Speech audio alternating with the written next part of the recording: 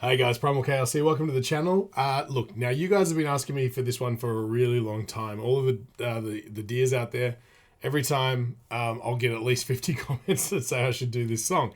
This is Dimash Krutoy with Igor Krutoy doing Olimpico, obviously written by Igor. And I don't know any context behind this one. I don't know what it's from. It seems like it's an event or a festival, maybe, or it could have just been a massive Dimash concert. I honestly don't know.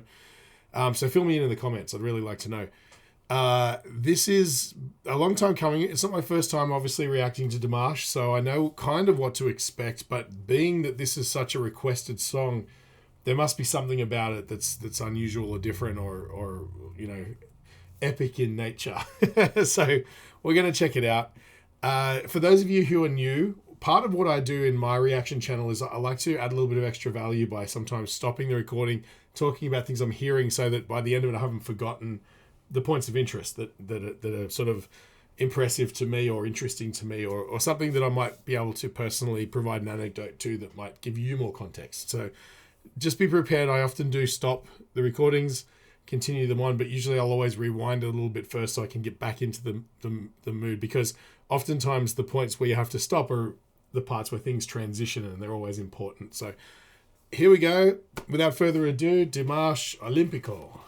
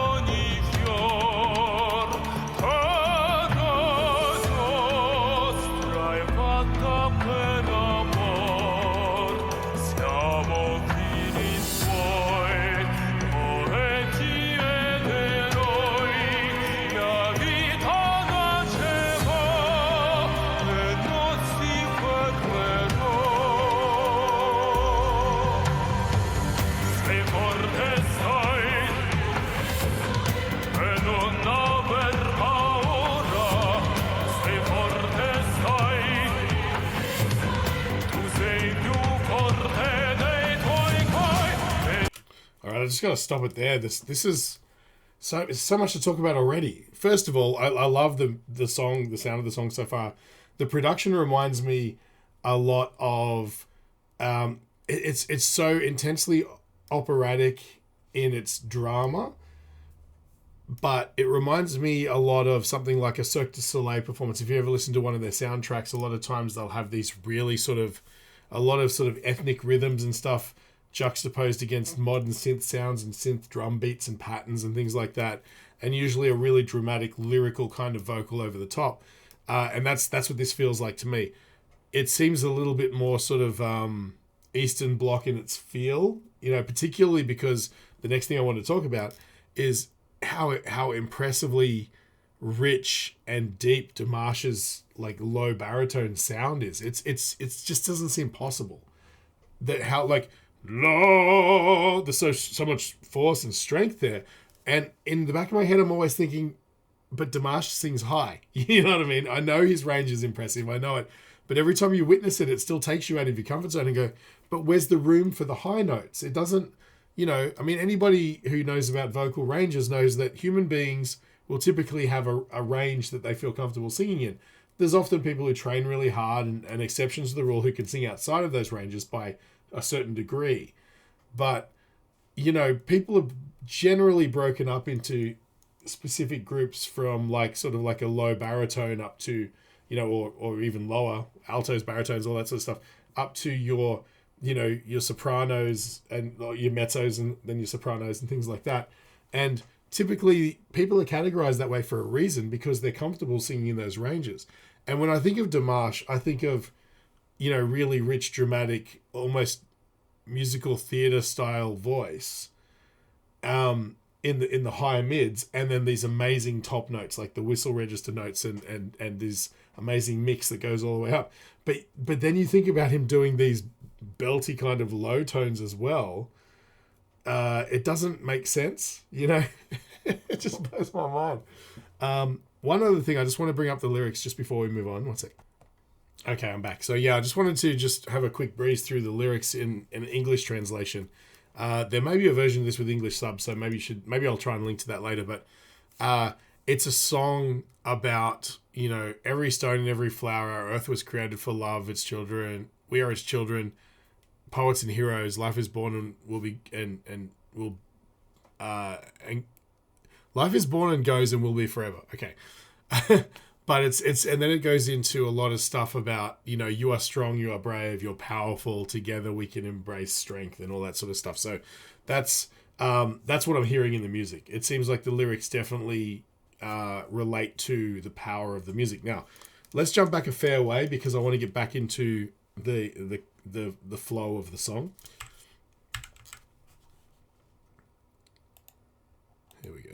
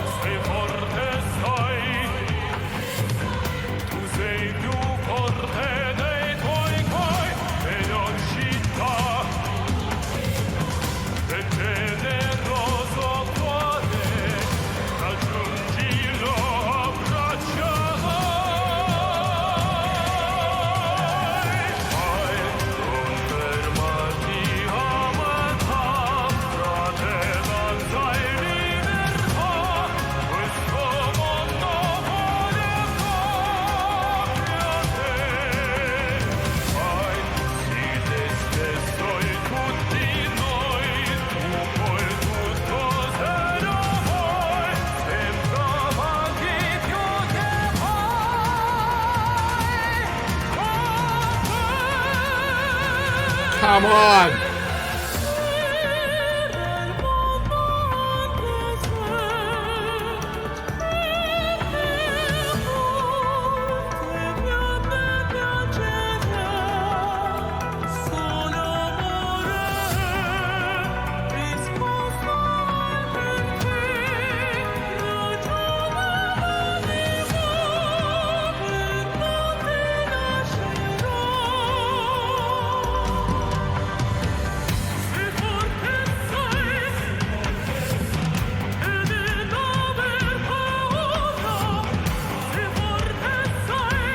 So sorry, I don't want to, again, I'm loath to pause in this because the flow of it is intense, the way that the song's building, but I need to say a couple of things.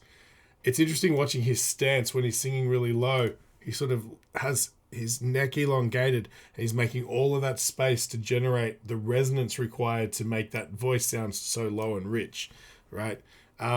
It's not unusual based on how he normally stands, but you know, but you can see him really activating as much space as he can to resonate deep and low. I wanted to bring that up. That was kind of more at the beginning of the song, but then we're getting that story retold again, in like, it sounds almost like a falsetto range. You know, it's got that more feminine flavor to it, but it's the same melodies. Da da da da. You know, that sort of melody repeated through it's like that part's been taken over by a completely different singer. The other thing that I noticed as well is he's such a consummate performer. Throughout this performance, I've seen him manipulating his in-ear monitors several times, meaning that he's not 100% comfortable with where they are, which is super common. It's often a thing. They might not be his specific ones. Maybe he's using the ones that were provided by the production company. They're a little bit abnormal, or maybe just tonight they're just not sitting right or something like that, or the volume's not quite right. Maybe they're too loud and he's trying to pull them out a little bit so he can still hear himself but hear the music properly. But even so, I noticed then he was doing these arm movements and then bam, he's tapped his earpieces in as part of his movement, right? And that's a consummate professional. Not once have I seen him manipulate his earbuds where it seemed uncomfortable. I've seen world-class musicians get on stage at award shows or whatever and they're performing with someone else's sound system and they're uncomfortable and they're tweaking them or they're pulling them out. You'll always see singers with one earpiece pulled out so they can hear the band and stuff because the backstage mix is not the way that they like it.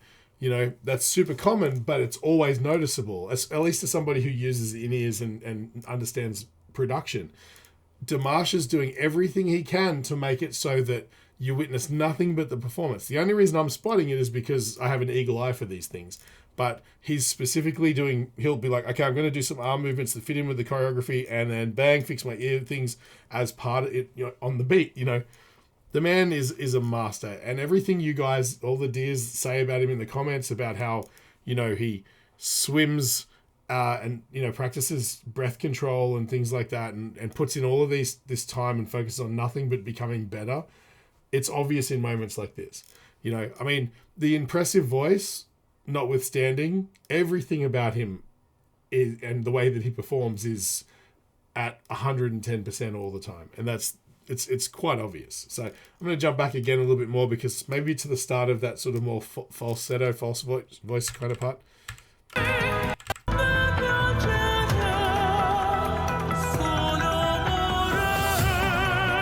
Interesting production too. Synth sounds.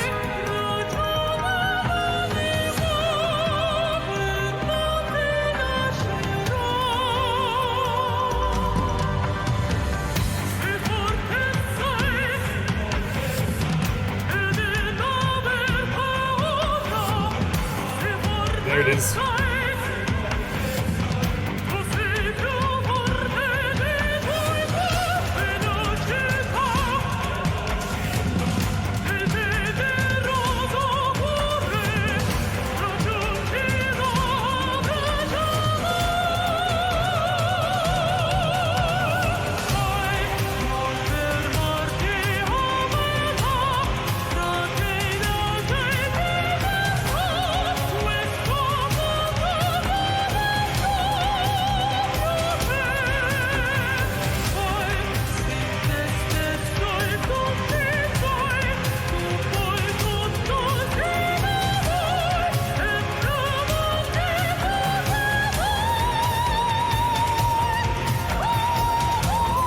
Of course.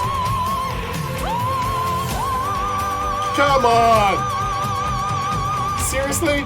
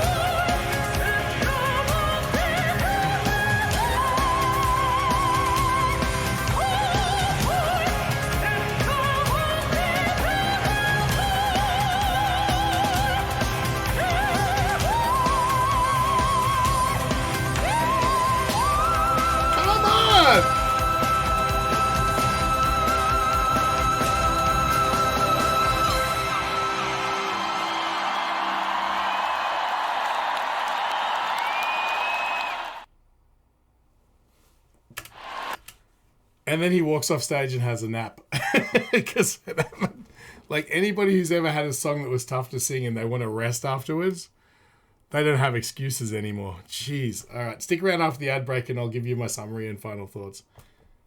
Hey guys, this video is made possible by Enchroma. 1 in 6 guys and 1 in 200 women are colorblind, and if that happens to be you, there's something you can do about it. Click the link in the description, it'll take you to Enchroma's website where you can get a free eye test. And while you're there, maybe pick up some corrective lenses. They've got styles to suit everybody and a 60-day money-back guarantee, so you got really nothing to lose. And while you're there, use the code CHAOS in checkout to get 10% off. Tell them Primal Chaos sent you.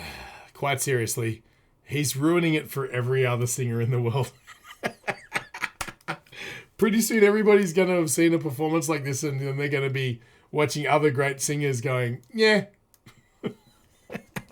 I just love the concept of like writing, Igor, I can imagine him in the studio and he's writing and he's like, okay, Dimash, we're going to go up to this high note up to like that. And then Dimash's like, nah. And he's like, okay, what about if we go back around and come back up to maybe, and he's like, nah. And he's like, and then, at the end of the song, we'll build up a little bit more and be like, and he's like, okay. He just doesn't run out of notes. I don't even feel like I'm qualified to watch this video, let alone discuss its merits, right? If there was ever imposter syndrome in my channel, this is it. I feel like I've got nothing to add. All I really want to talk about is the production was amazing. There's so much great electronic elements powering through. There was, around here, mid-range sort of area. I noticed a bunch of cool sort of rhythmic synthesizer parts coming through and stuff. Maybe it was here somewhere. Sort of things. And look, it's absolutely beautifully composed and stunning. I'm sure Igor composes on piano, and at some point someone else, or perhaps even, I'm not sure, Igor may be competent with modern electronic sort of arrangement and stuff like that. I honestly don't know. But I'm sure at some point there was other people involved in working on the production to give it this sort of like modern electronic aesthetic, which was matched beautifully with the choreography on stage. The backing dancers seemed like they were wearing patterns on their clothing. It looked almost like circuit boards, and they were all holding flashlights, and it was amazing. There was a lot of taking this from like a beautiful operatic classical piece and sort of transposing that across like a modern performance in like, the 2020s, that sort of the current era sort of stuff. But, the funny thing about that is Dimash's voice will always be timeless and classic because it's not affected. He sounds like Dimash. He doesn't sound like somebody who grew up only listening to Mariah Carey or Whitney Houston or somebody, and so that sort of gets rubbed into their flavor a little bit, and or they might like a million other vocalists, and have tried to emulate them. Celine Dion might be a perfect example of that. Like people would grow up emulating Celine, and I'm sure Celine grew up emulating other people, Edith Piaf or somebody, like whatever the case may be. Dimash's voice is so pure, and perhaps that could be the key to why he's able to manipulate his voice in such a way to get such an incredible range, is that he sings with purity. His voice is an instrument. It's not an instrument crafted by listening to a bunch of other singers and sort of figuring out how it works. He seems to his low resonances are just perfectly pure. His falsetto range sort of stuff is so beautifully controlled it doesn't sound like that sort of range. Obviously, he passes through there at some point in the transition up to his top notes. But it sounds more like falsetto than how I understand mix, which is kind of like falsetto and sort of like full voice belt sort of like fused together. But it still sounds beautiful. He's got that sort of, the reason like we sort of disregard male falsetto a little bit is because it's that transition period when you're 13 or 12 or 13 and your voice changes and you have that weird choir boy sort of sound for a minute and it sounds awful and off-putting. But you also got to remember some of the most beautiful lyrical boy soprano parts, like songs like P.A.Yezu, for example, by, is that Andrew Lloyd Webber who wrote that? I'm not even sure. But either way, P.A.Yezu is typically sung by boy sopranos, and they've got that pure, rich kind of, I can't do it. A whole part of my range has been destroyed in the last few years. But, it has a sound to it that can be a little bit off-putting sometimes. But he has this way of sort of projecting that in a way that sounds super pleasant to listen to. And then, of course, the higher he gets, the more natural it sounds again as more of like a high soprano voice and things. It just doesn't make sense. Like, there's part of me that I know this isn't the case, right? I know for a fact that this is Dimash singing. I've seen him do stripped back performances and things like that. but there's part of you who just doesn't want to believe it. I think this is part of the when Dimash gets criticism from people who don't quite get it, a lot of times I feel like it comes from a place of them just not believing it. You know, it seems like they got 3 singers and they got them in the studio and they recorded the track, and he's just on stage miming to all 3 parts. That's what it feels like, because it doesn't seem possible. He makes the impossible seem effortless. And I guess that's why, you know, you guys have ended up directing me to, 5 or 6 Dimash videos now? Probably more. I don't even remember. It's because, and the reason the deers exist in such numbers is because it is it's like, it's to me, it's akin to being back 2,000 years ago and watching Jesus walk on water. It's not possible, but you're watching it, you know, and they're still talking about it 2,000 years later. Except in this case, I'm certain that this happened. So yeah, either way, look, this was, wow. I can see now why this one was so highly requested, because not only is it an amazing, powerful song, it's performed live in front of an amazing audience that are super interested in what he's doing, but it's got the whistle notes, the high, you know, all of the high sort of things, the things that a lot of people might dismiss as Dimash's tricks, which are being able to sing in 3 or so different voices. But what I witnessed is just the impossibility of having such a beautiful, low, rich sort of baritone range, and then being able to sing competently and aesthetically pleasing all the way through the range. I mean, Igor has clearly written this to show off Dimash's range, because he could have written this song for anyone else, and anyone else wouldn't have been able to do it. He could have written it for 3 people, and they could have done it. You know, because you'd want a baritone or maybe an alto or something like that. And you would want maybe a mezzo soprano or like a male tenor or something like that. And then you would want a soprano up the top to really flesh this song out. But that's not why this song was written. It was written, that's the way I understand it, for Dimash. And the reason he could do that is because no one else is capable. You know what? I'm going to search YouTube and see if there's like Dimash vocal covers. Because I feel like that, you know, like if Dimash exists, then it stands to reason that others do too. But I've yet to see it, at least on any kind of level close to this. So anyway, that's about all I've got to say on this one. If you feel like I've brightened your day at all, feel free to support the channel just by buying me a coffee. There's a link in the description to a PayPal button. And, you know, like, share, subscribe. If you feel like other people would enjoy this reaction, please send it to them. That'd be fantastic. And you know what? I'm sure I'll be witnessing more Dimash, but I think next up I might do another performance with him and Lara Fabian, possibly from the concert that I did last time. And we'll see how that goes. But thanks again, guys. Appreciate you sticking around. I'll catch you on the next one.